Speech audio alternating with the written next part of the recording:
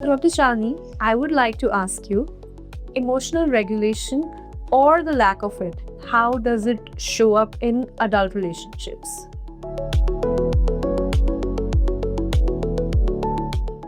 So see, I think this is where we come to healthy relationships and unhealthy relationships, right? So the first template of our relationships actually gets formed when we are very young, like the whole framework of a relationship. And I think this is one question which I always ask my clients is like, what did you notice when you were growing up of how the adults in your family would show love to each other? And that's where our template gets formed. Right? We see the adults in our family in different ways showing love to each other, whether it's cooking, whether it's through gifts, whether it's talking, whether it's sitting down together. So that's the first concept of love which we see also. And that's the template which we carry forward into our relationships. And so in that case, so in a relationship, like we always say, it's my stuff, your stuff, which equals to our stuff. There. So if I become more aware of my stuff, like what am I carrying there? And that's where your emotional regulation comes up. Like you're more emotionally aware of what is my stuff I'm carrying. If you're also slightly aware of your partner's stuff, what they are carrying, it just becomes easier to see their perspective then. And that's what becomes then our stuff. So I think being emotionally regulated here would mean that you're able to see that in case there's any challenge in a relationship, I'm not just putting the blame on the other person. I'm also trying to see that, okay, these are the parts where I can be responsible and accountable for. And this is something which you can be accountable for. Right. So I think that's the awareness which we need to start with. Just like you always talk about in your videos, everything doesn't need a reaction. Yeah. There has to be some things need a response, Yes. not a reaction. Yes. And I think this response again comes from the word pause, I feel, because before, like I said, rather than doing something immediately, we need to not do much. Yes. And that's when the response will come. So I would like to ask you here that is it fair to say that sometimes an adult conflict is about our own unregulated emotion that we are projecting onto the other person, and it's not exactly about what the other person is doing. It's about how we are reacting. Do you think is it fair to say that? To a large extent, yes. To a very, very large extent, yes. Because like we said, like your own triggers. Yes. Right? So those triggers are the parts of you which were shut down, which were not allowed to like really grow. So when you are triggered, it'll be like, say, for example, in an adult relationship, maybe I see that my partner is not reaching on time. I get triggered by that, right? And then I say, well, you never reach on time and I'm always waiting and things like that there. But if you actually look at it, I'm not saying being late is a cool thing, but my intensity of my emotion is literally coming from that part, maybe because as a kid, I was never allowed to. I mean, that being on time and being punctual, being the good, responsible child was something which was so encouraged that if anybody was not doing that meant it's not okay. So the intensity of my emotion can be contributed to my own stuff. So there's a lot of my own stuff which is coming out in that conversation, in the way I am reacting to it. Can we, reflect on this thing ourselves and change that in certain way? So in case this is happening time and time again over a period of time over certain things, like specific things, then I think it's important for us to figure out and see that. And also, I think this conversation needs to happen between those two people in the relationship, saying that this has been coming up for me. And I think this could be contributing to it. So seeing the other person's perspective. And so in some ways, the other person can see, no, deal with it yourself. This is your problem, right? So many times it happens like that.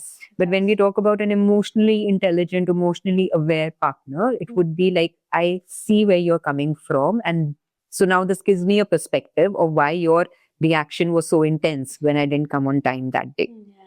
And so bringing them into your story a little bit, give them a certain perspective. But that still does not mean that we hold them responsible for our own stuff. right? So in a relationship, I always feel you can always express all your needs and wants. Like we say, a relationship is about a give and take, right? So expressing what you need, I need this, I want this from you, or I need this from you. It's a really cool thing to be able to express that in a relationship. But now your partner cannot fulfill all your needs and wants all the time. So when your partner is not able to do that, I should be having the skill to fulfill those needs and wants by myself. Wow.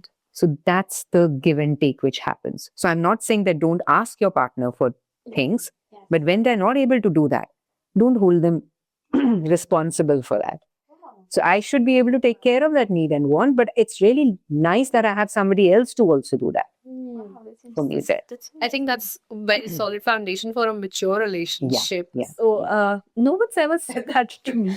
It's like I'm always, held my partner accountable. Yeah, You have to do it means you have to do it. I never thought that this could be an alternative thing too. Obviously, I'm not holding a grudge against it. But yeah, that's a good one. Solve so many conflicts. Like, Yeah. if you start you're holding yourself accountable for things that that the other person cannot do. Absolutely. So I mean, this would minimize so many conflicts, right? I have a similar question to this. We've been talking about wants and needs. How about emotional needs? When in relationships we want to express emotional needs, sometimes they're considered, maybe someone's considered too much or too high maintenance if you're talking about your emotions. What's your take on that? How important it is to, again, give and take the emotional needs in a relationship?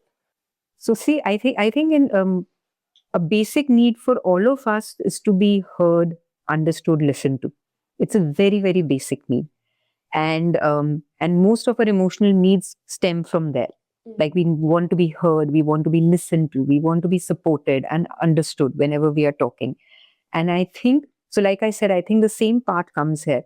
I would surely want to be able to express that I had a bad day at work today and I need some support.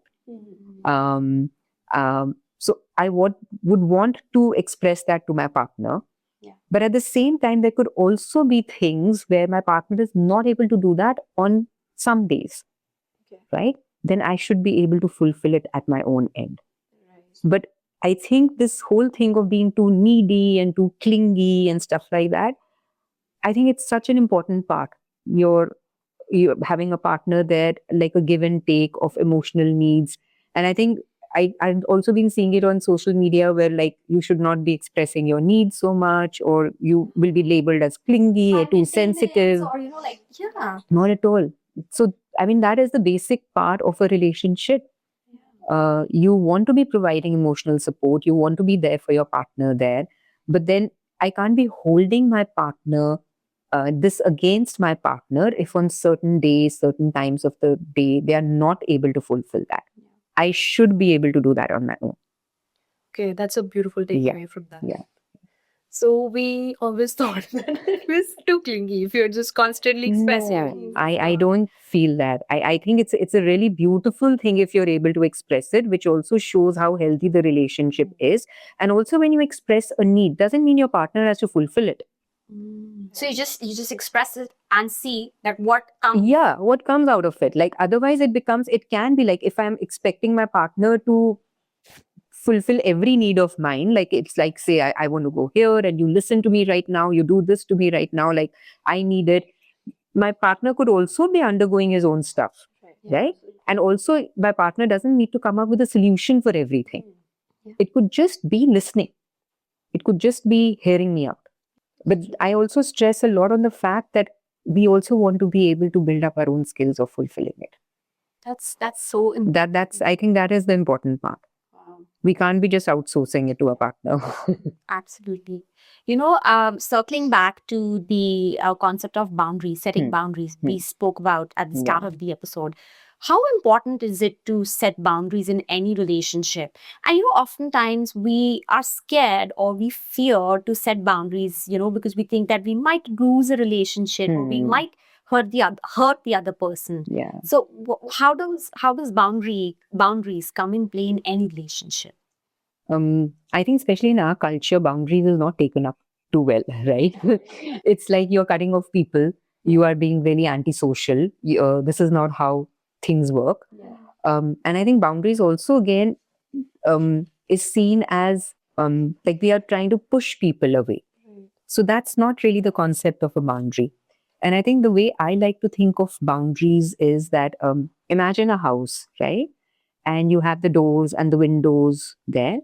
So one case could be that the doors and the windows, all doors and windows are all open all the time, right? So what do you think is going to happen in the house? There's going to be dust. There's going to be like, it's going to be really untidy and people just coming in and out all the time. That's like an extreme case of when you have no boundaries. And at the end of the day, you'll be the one who'll be cleaning up everything and putting everything right. And it'll be really exhausting emotionally, physically for you, right? Another case could be when all the boundaries, all the windows and the doors are all shut. All shut. I'm not allowing anybody to come there, right? So that's this other extreme of it. So boundaries, what we are trying to say is that depending on the context, the people, you decide which door and which window needs to be open, right? You get to decide that because you are taking into account that, okay, this is what I require at this point of time. It is not working out for me. My aim is not to completely cut off from people. That's not the aim of a boundary. The boundary is to protect yourself, protect your own energy levels, protect your own peace. So you decide which door needs to be open, which door needs to be shut, which window needs to be open, which one needs to be shut there. So, and I think we've never grown up actually. Nobody, like the word selfish is the first word which comes on setting up a boundary. And so I feel when we are setting a boundary, first we need to be very, very clear. The conviction needs to happen at your end first. You need to be really, really convinced, okay, this is why I'm setting a boundary. And if you look at it even with a partner or a child, you would normally say, like, say for example, in the case of a child, your child may say, okay, I want to go out somewhere. And you say, no, not today. And the child says, please, please, please, please, please, just let me go and I'll come back in this. And then you finally give it, right? So in situations like this, you have to first convince yourself that why are you doing that? Once you are convinced, you just have to firmly communicate it. You're doing your bit. So you share and communicate your boundary. What your child does or your partner does is theirs. You are not, you are not going to say, okay, let me solve this now for them. They don't have to agree to your boundaries. You don't need their approval for your boundaries. The only approval you require is between you and yourself. So sometimes I actually also, like my clients know, before setting any specific boundary, have a piece of paper, write down that today I'm setting a boundary on this for this case. Like for my own peace, I'm going to be firm on what I am saying. Because of this reason, signed, stamped, date. A contract with yourself. Wow, beautiful. And you need to do that because the conviction needs to happen at your end. And also, please, we also need to be aware of the fact that when we are setting a boundary, it's not going to be the most comfortable feeling in the world. It's going to be the most uncomfortable feeling in the world. Most uncomfortable. So please remind yourself that when I'm setting a boundary, there are not going to be any fireworks going there feeling proud of yourself. You're going to feel so selfish. Like I've been the most selfish person. But remember that setting a boundary comes along with all these ingredients of guilt, feeling selfish, not doing the right thing. They are going to be a part of it. So don't let that stop you from setting a boundary. That's a recipe for the boundary. Yes. So just when you start feeling selfish means that's a cue. That's actually a cue that you are going the right way, and this is the time for you to actually go ahead and set that boundary. And boundary again will not be don't do this and don't do that, and you're not supposed to be doing this. That's not a boundary. The boundary is that when next time if you talk to me like that, I'm not going to be here to listen to you. So it's more about what you will do, not what the other person has to do there. Beautiful. I really liked how you explained. This was actually a question which was popping in my head, but you cleared it. How do you react? You got to be careful. You're not supposed to take responsibility of how the other person feels Yeah. with your boundary, Yeah. because I think that is the biggest guilt that comes in the other, be it a parent, be it a partner. Now that I've set a boundary, how they're going to react to me. So that kind of pushes you in the same old patterns. Yeah. Yeah. So it's not our job to take. It is not our job. And I think we are so used to fixing things, getting the approval that if I'm putting a boundary, they need to agree with my boundary. Only then it's the right way to go ahead. The agreement is not going to happen most of the times. Like my child is not going to listen to me when I say, shut off your iPad. They're not going to be agreeing with me at all. Or don't watch too much of TV. So their approval is not what we are looking for at all. The conviction that I'm putting this boundary for a certain reason needs to come first. So, Dr. Shalini, we often hear this term green flags in a relationship, right? This term keeps floating around. Yeah. What do you think, like, are some green flags in a relationship? So I think the green flags, the term also green flags, I think comes from the fact that when we are new into a relationship, right? We are still trying to figure out, like, is this the right relationship for me? Is this going to work out in some way? So we are also aware of like certain behaviors of the other person, if it's working for us or not. And so we actually need to be aware, like we also have this term orange flags, because sometimes orange flags turn into red flags there. So, so I think one of the greatest qualities I think to look for in a partner would be to see how self-aware they are. Like how do they talk to how do they react to when you go out to a restaurant and you get the wrong order. And I also recall there used to be an ad about it sometime, and I can't recall what ad, where they're going for a matrimonial kind of a meeting, and this person actually sort of talks really rudely to a waiter and the help, and there's another prospective person who is really, really very kind to the other person, and that really stood out for me.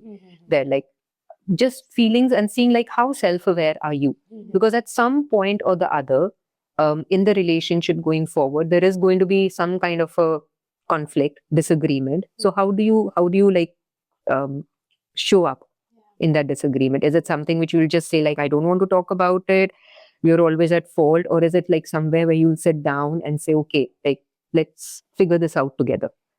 So I think being self-aware is one of the most important ones there.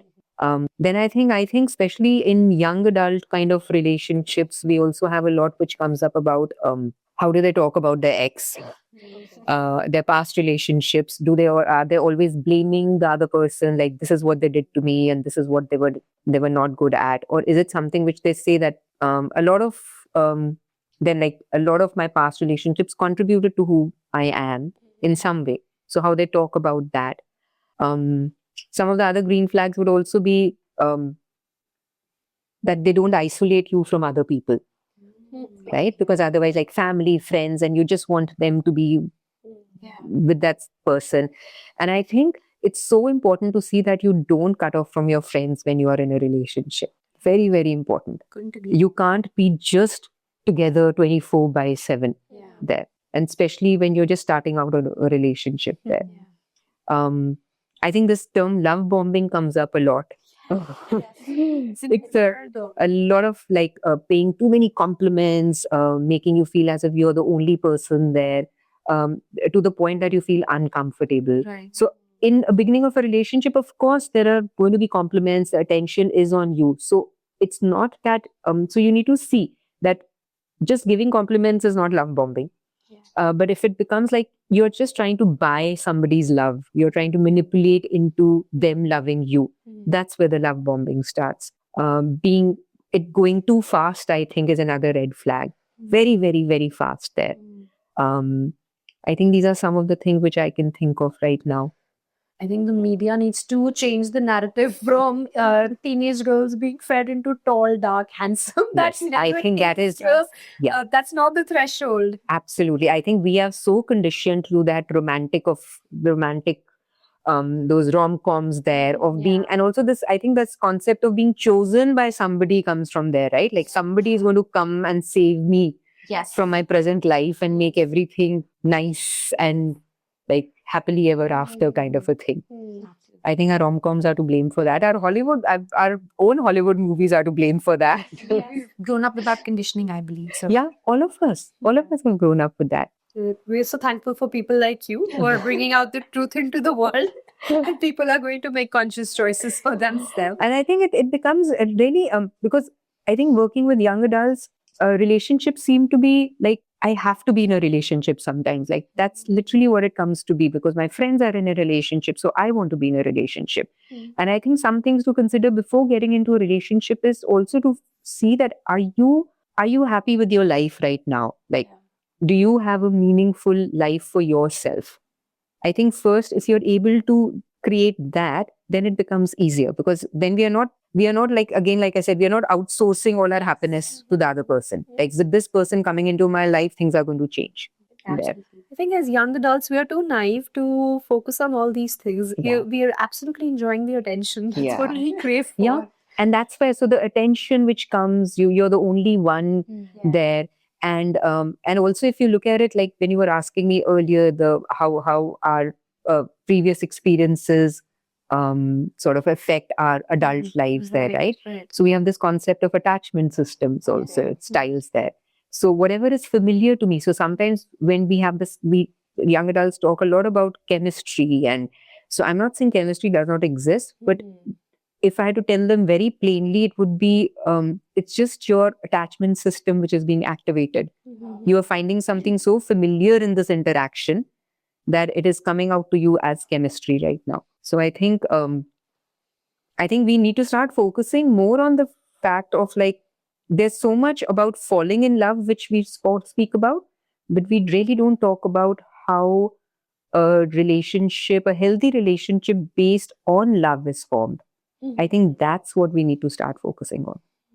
Like, how do I maintain and how do I have a healthy relationship? how does a healthy relationship looks on the surface? Like how do we figure out that, oh, this relationship is healthy? I think we also, I think at some point of time, I actually asked a lot of young adults also, like, what do you think a healthy relationship looks like for you? Like, in really practical terms. And I think they said some of the things which work for them are that my partner is listening to me without the phone. Okay, like paying attention to when I'm talking to them. My partner is not bringing up their ex all the times. Also, things like I can communicate my needs to my partner.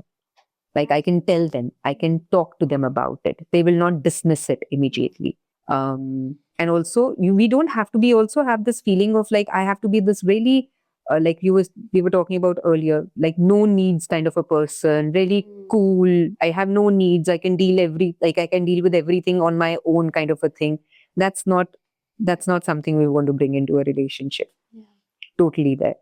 So not acting like as if I have no needs. You're able to express it. You're able to have a conversation about it.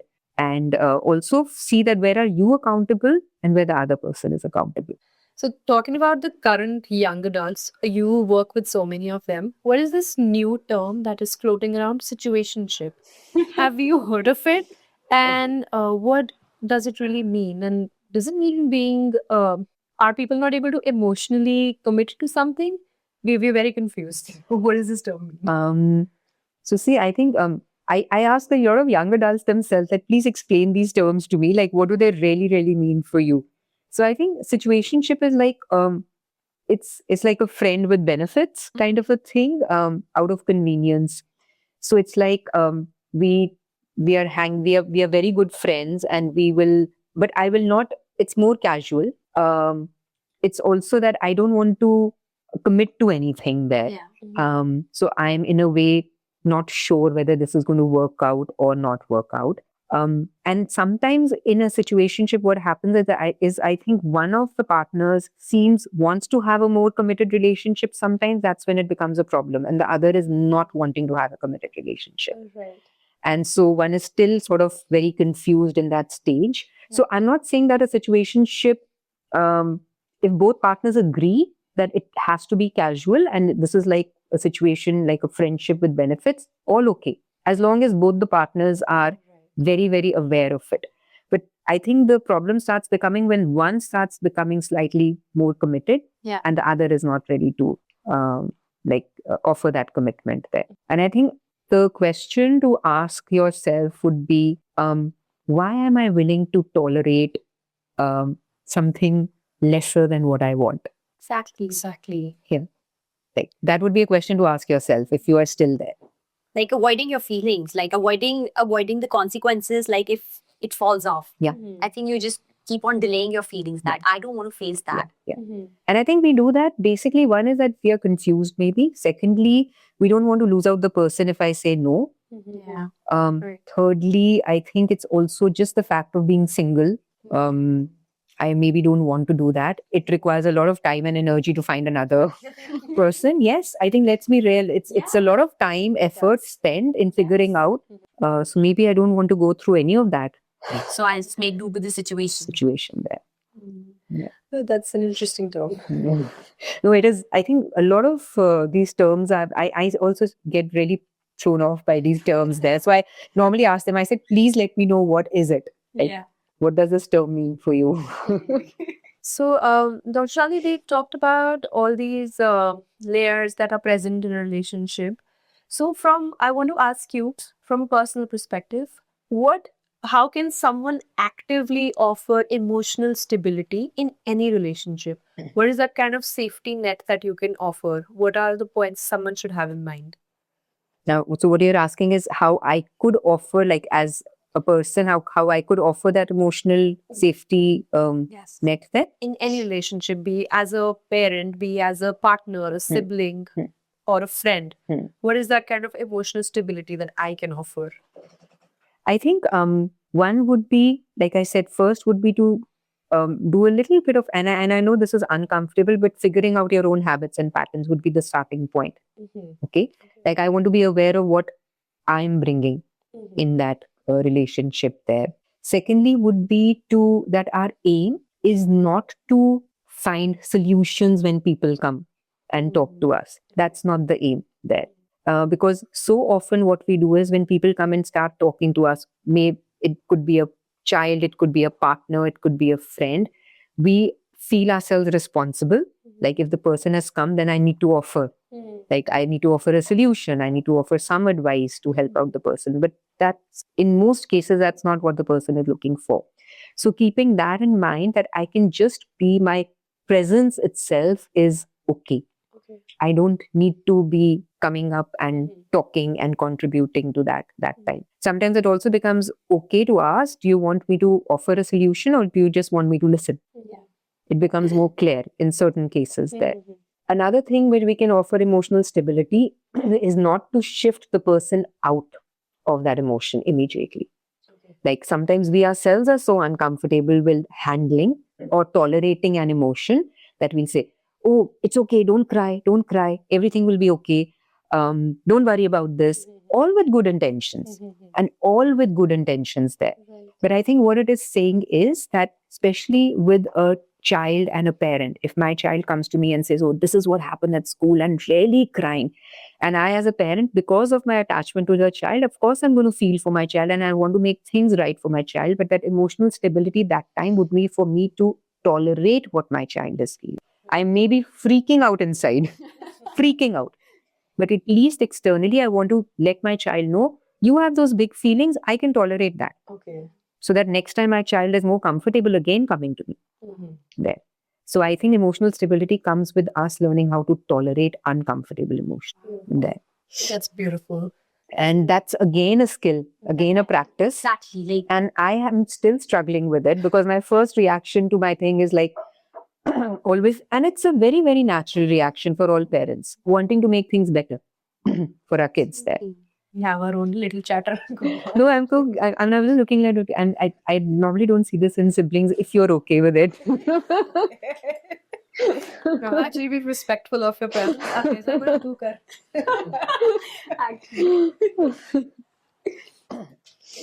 Okay, that's beautiful, Dr. Shali. Thank you for bringing that to perspective. Tolerance is also a part of offering emotional stability. Yeah. We sometimes overlook that fact. Yeah. So we would like to wrap up today's episode with one final question. We like to ask this to all our guests. All of us seem to be chasing purpose in life. What, according to you and your perspective, is purpose? I'm a little wary of these big terms actually. Very, very wary of things like mission and goals and purpose. Personally, when I've seen, based on my experience, I think, for me, my purpose is actually to continue to make friends with my feelings, and that's like a lifelong thing, because so much comes with it. Like every time a feeling comes, there's something different about it. And also, I think, if I look at the word purpose, I would rather translate it into every day and ask myself, like, what is it that I need today? That would be my purpose there. Um, and because I don't know if this answers your question, because I'm a little wary about these big words This like is a purpose. very personal answer Yeah. for everyone. And that's such a beautiful take on the question purpose. Like it's such a beautiful take. Like everybody, all of us have different, perspectives. And, Yeah. and I love your perspective that you've given, to make friends with your feelings. I think nobody talks about that. Mm. We don't really talk about it much. And we've had such great conversation today with you, Dr. Shalini, and we couldn't thank you enough for being here with us. So I would like to ask you, where can our audience find you? Where can they connect with the amazing work that you do? So I can be found on Instagram, and my handle is Dr. Shalini J. Sharma. And I'm also on LinkedIn by the same name, Dr. Shalini J. Sharma. We will link all that in the description box below. Thank you so much, Dr. Shalini, for joining us today on the episode. I've had a lot of fun, so thank you for this conversation. Thank you for bringing so much perspective into our lives. And to all of the listeners that are tuning in today, I hope this conversation resonates with you. And don't forget to be friends with your feelings. Definitely. Don't forget to be friends with your feeling. I think we need to put this on the mark. Don't forget to be friends with your feelings. Absolutely. And until next time, this is Soothe Sisters signing off. Stay soothed.